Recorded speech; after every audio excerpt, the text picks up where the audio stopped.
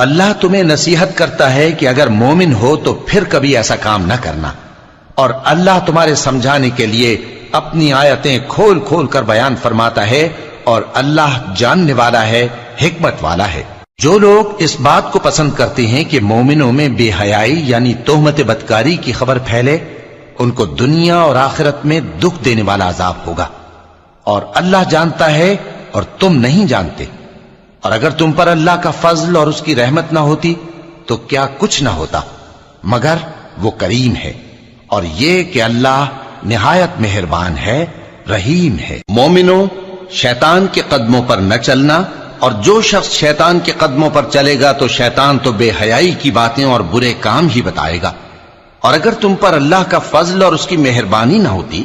تو ایک شخص بھی تم میں پاک نہ ہو سکتا، مگر اللہ جس کو چاہتا ہے پاک کر دیتا ہے۔